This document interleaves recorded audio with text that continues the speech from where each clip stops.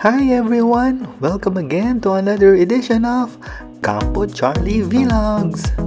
And for today's video, pupunta tayo ng Baguio, sakay ng Joybus Premier. Let's go!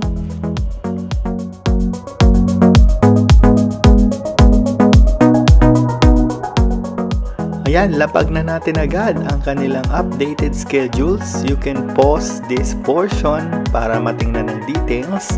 And ito naman ang differences ng Joybus Premier, Executive Class at Deluxe. So yung pinakakonti ang diferensya ay yung Executive Class at yung Premier. Basically yung Premier yung pinakamahal and yung Executive yung second na medyo premium na bus nila. So 930 pesos ang aming pamasahe. May 20% discount din sa seniors and PWDs. And you can book via iwantseats.com. So I'll just share the link sa ating description box. Ito ang kanilang Pasay Terminal. So shared to ng mga Cavite-bound buses, specifically Saulog. At syempre ng Genesis, yung kanilang regular brand ng bus ng operator ng Joybus. Ito na ang ating unit. Ang isa sa kanilang bagong Marco Polo Scania Paradiso G7. So ayon dun sa mga bus spotters, 2024 lang ito inilabas.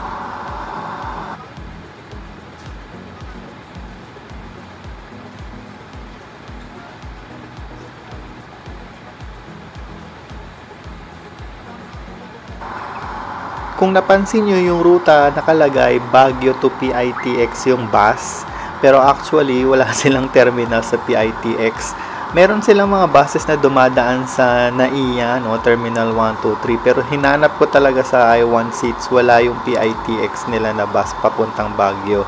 So I think this is just for formality. Ang talagang pick-up point nila para dito sa rutang Baguio PITX ay itong Pasay Station or Pasay Terminal na nasa paanan lang ng hagdanan ng MRT sa EDSA Taft, yung MRT EDSA Taft Station.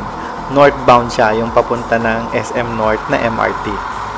So medyo tago siya at may makikita kang opening, dalawang opening na kasya yung bus at makikita niyo yung signboard ng Genesis. Doon kayo papasok at itong bubungad sa atin, itong terminal nila sa Pasay. So, ikot muna tayo dito. Let's appreciate ang beauty ng bagong-bagong polished na Joybus Scania Marco Polo unit.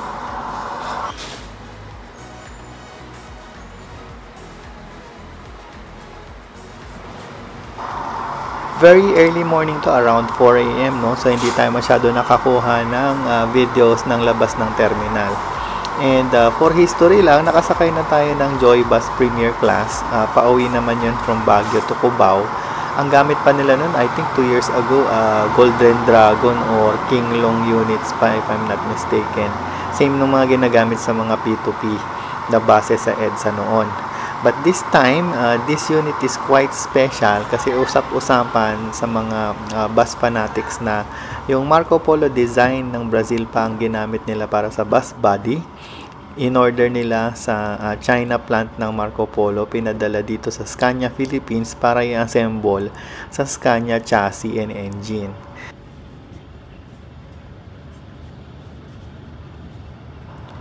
Pag-akyat pa lang namin dito, itong bumungad sa amin, napakalapad at makapal at malambot na mga recliner seats. Ang liwanag ng kanilang cargo compartment, no?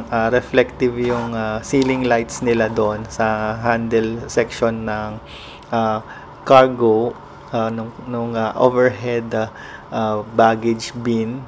Nandun yung ilaw na nagre-reflect sa ceiling, so soft lighting ang ceiling nila. And syempre 2x1 ang seating configuration nito. When we say recliner seats, parang lazy boy, meron siyang leg rest na umaangat ng kaunti. And sa likod ng mga backrest, nandyan yung bus pad or yung parang tablet Unfortunately, hindi ko na-explore to masyado, no? Kasi ang sarap ng himbing ko mamaya, no? Mapapansin nyo. Pero, Wi-Fi equipped din siya. Merong cup holder. Actually, kasya yung mga 750 ml na aqua flask dyan, no? Yung mga malalaking water bottles. And syempre, merong net para sa temporary storage nyo ng inyong mga handy items.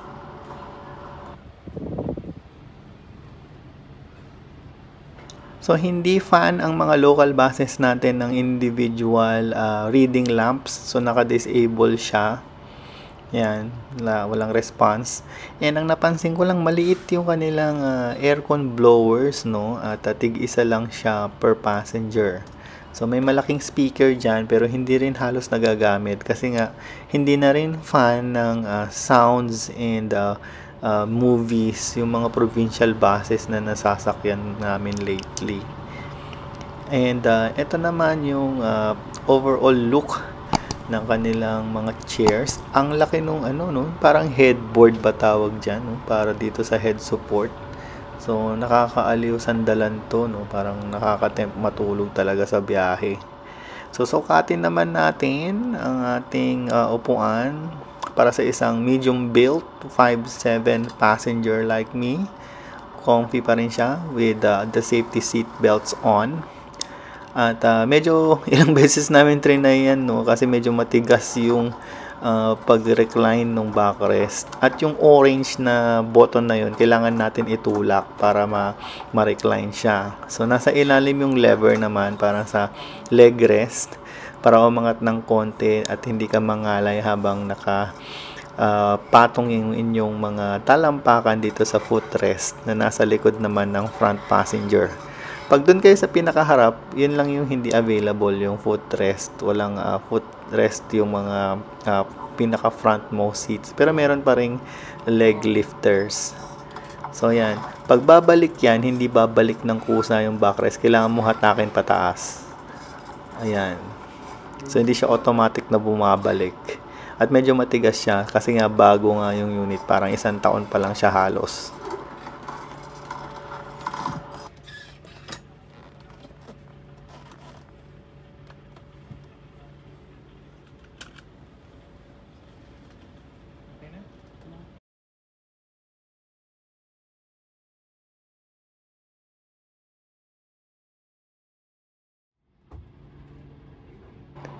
(5:05) ang official nating departure time. Ang aming nakuhang schedule is yung 5 AM trip na premier class.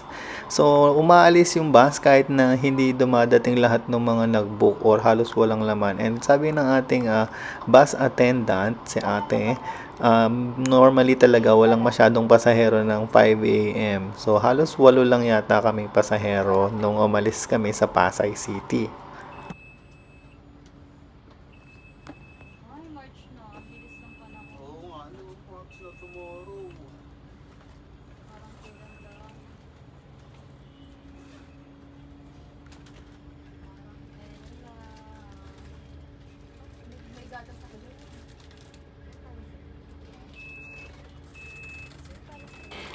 Happy Women's Month ngayong March. So, babae ang ating bus attendant.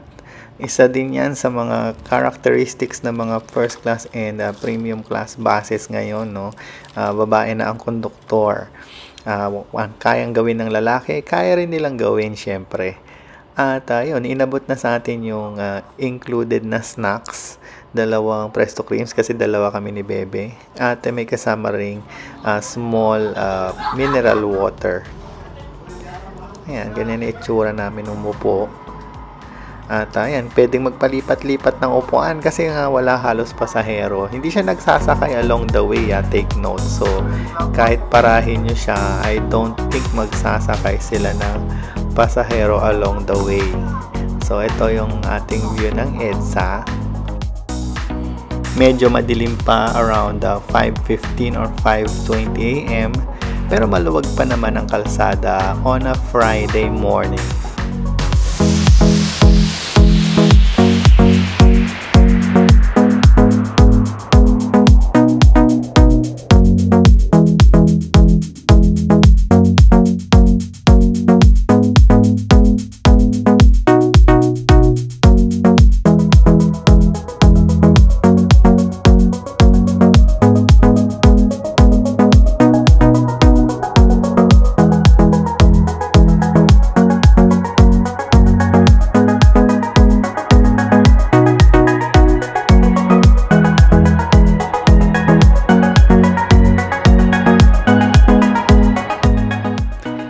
after 30 minutes ng pagbiyahe sa EDSA, sumaglit kami dito sa kanilang Cubao Terminal.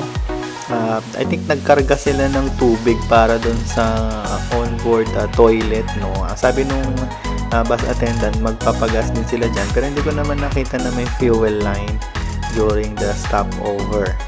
So nag-report din sila dyan ng manifest. I think meron kasing mga passengers dyan na nag-aantay din kung may bakante pa dun sa mga bus na galing sa Pasay.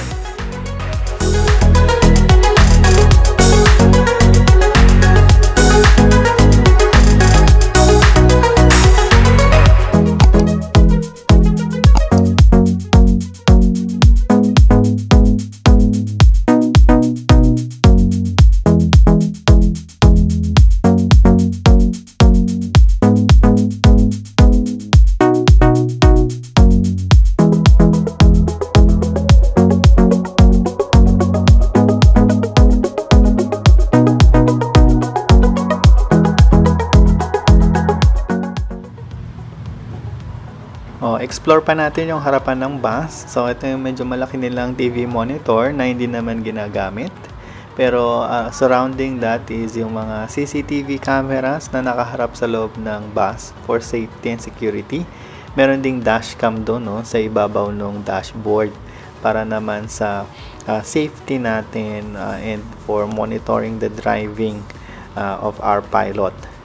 At mapapansin nyo, wala nang cambio yung mga bus ng Scania.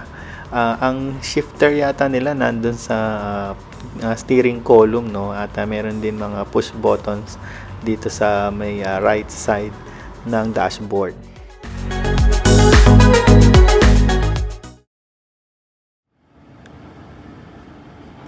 It's time for our toilet tour.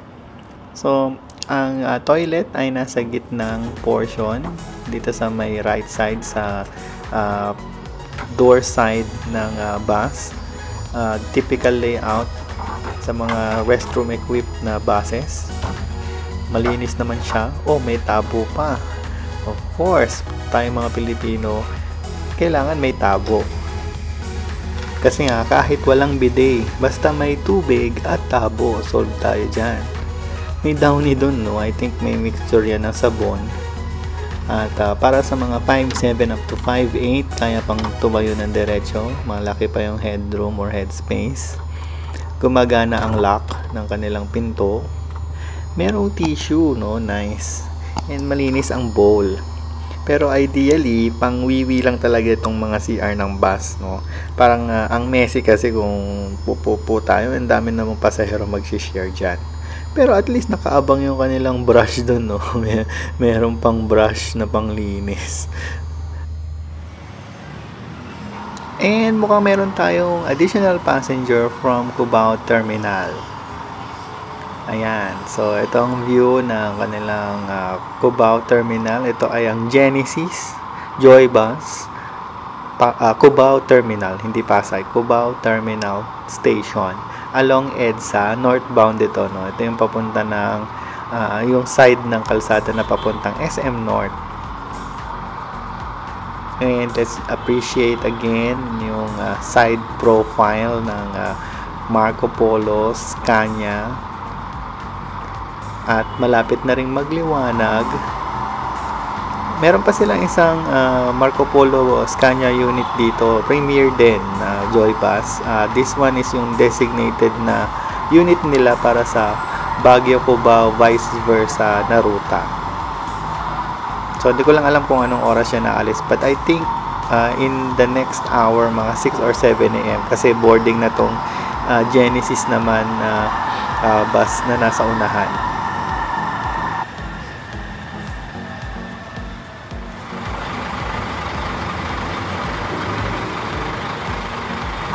Well, kudos sa Genesis, no? Walang masyadong advertisement yung kanilang mga bus units, no? Lalo na ngayong election period ng 2025, no? Wala tayong malalaking banners ng mga politicians dyan sa likod ng kanilang bus. Good job. And eto na, 5:53, alis na tayo. This is our only stop during this entire trip, wala tayong extra bus stops na na-experience along the way hanggang Baguio City. So, enjoy!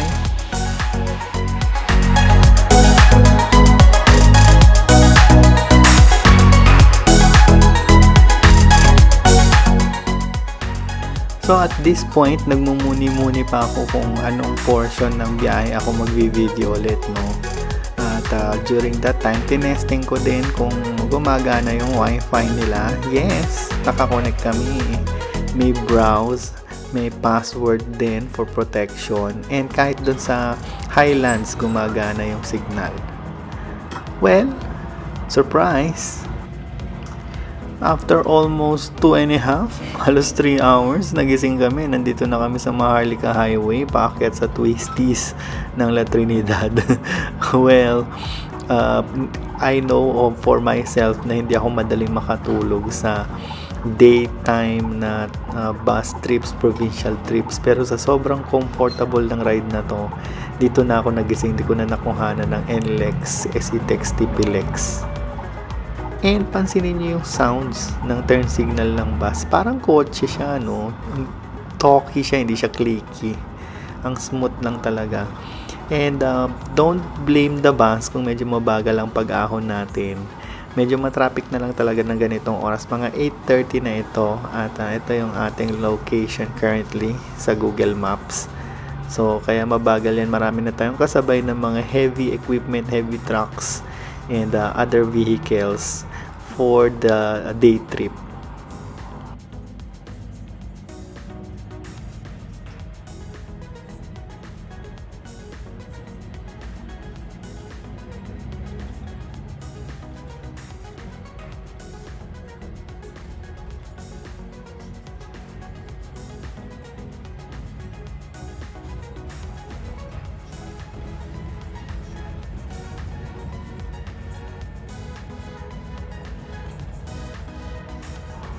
So, PS, no, hindi yan yung exact location na nakikita nyo sa video na nandun din sa maps, no. I think merong mga 15 minutes difference yan nung na-record ko yung aming location sa maps at yung current location na nasa video.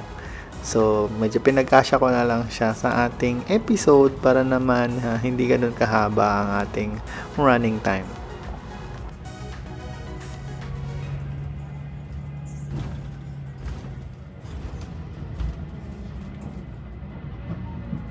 Gusto nyo ba ng maaksyong overtaking? Well, wala masyado niyan kapag day trip kasi nga medyo parami ng volume na sasakyan, slow moving. Pero i-appreciate naman natin ang lakas ng hatak ng Scania engine, no? Hindi kayo makakarinig na panginginig dyan or pag-vibrate ng bus body. So walang ganun dito, no? Kahit slow moving or kahit hataw, smooth na smooth ang ugong ng tunog ng Scania engines.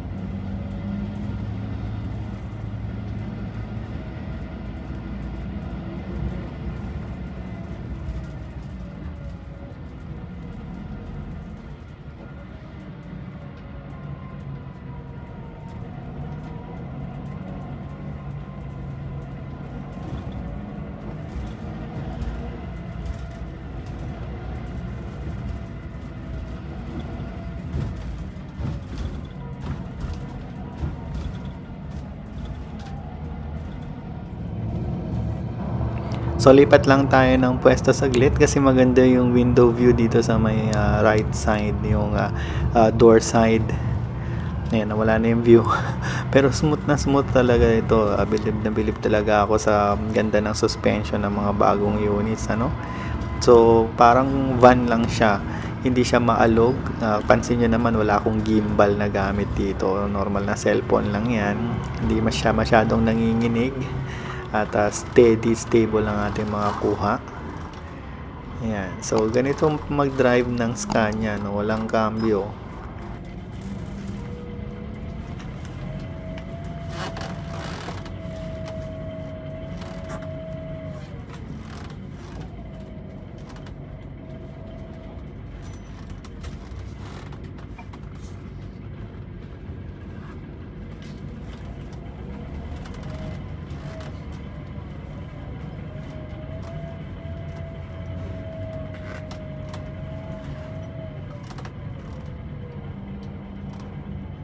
And I hope na-enjoy nyo yung ating Scania Engine ASMR section ng ating video.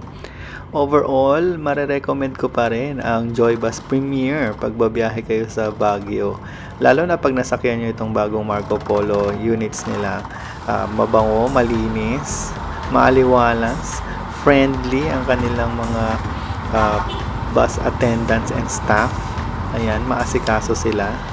And syempre, medyo mas mura ng konti ang base fare. Below 1,000 pesos pa rin siya. Pero plus online fee yan kung magbubook kayo online. So, sulit na siya para sa isang luxury bus ride experience.